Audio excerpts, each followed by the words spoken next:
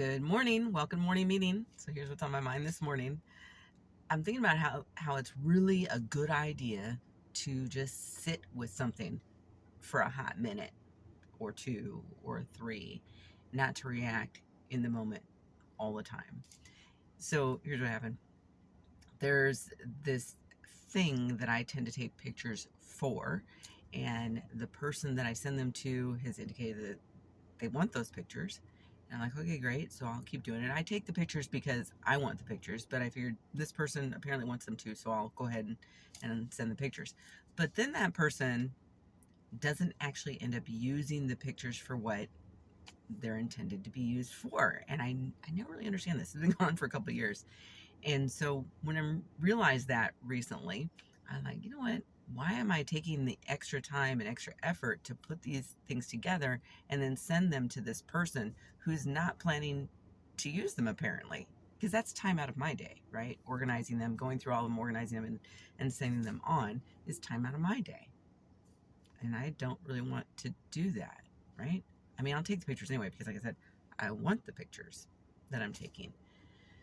But I was going to send an email to this person, essentially stating that, something to that effect, and encouraging this person to remember to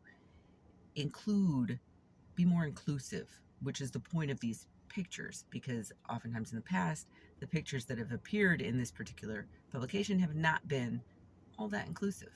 And so I was going to point out, hey, let's be more inclusive, and these pictures that I take are bent that way. I look at everything that way. Have I included as many people in this as I possibly can? Not based on race or anything. It's just all the people that are involved in the activity, are they pretty much represented as being involved in the activity? Because that's what I'm trying to do. So I drafted the email and I scheduled it. I didn't send it right away, which is also a really useful feature, by the way, so you can think about it before you go ahead and commit to pushing send.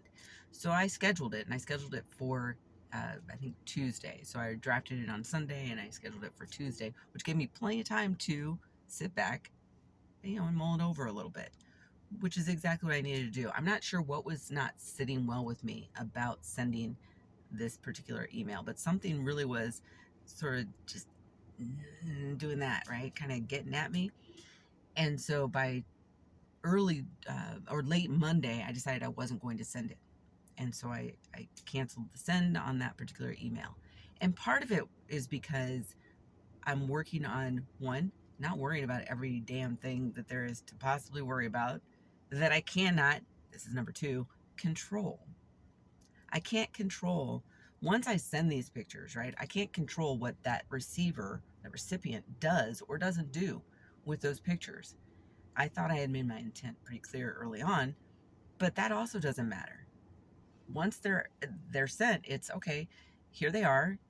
Do what you think is best with these pictures. Use them the way that you think you need to use them for the project, and okay, my hands are off of it now.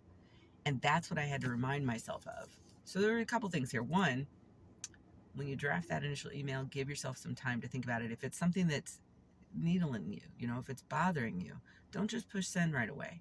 Give yourself a minute to just sit with it, because we have the ability, at least in Google Gmail, right? You have the ability to schedule this. You probably can do it in Outlook too. I don't use Outlook as much or any of the other ones, but you have the ability to schedule these things. So don't push send right away when it's something that could potentially be perceived by the receiver as a negative. Okay, so take advantage of that tool. That's really useful. And then keep in mind, and this was my reminder, that I don't have control of everything. And it's okay if I don't have control over everything. I need to control the things that I truly can control in my circle of influence, which is me.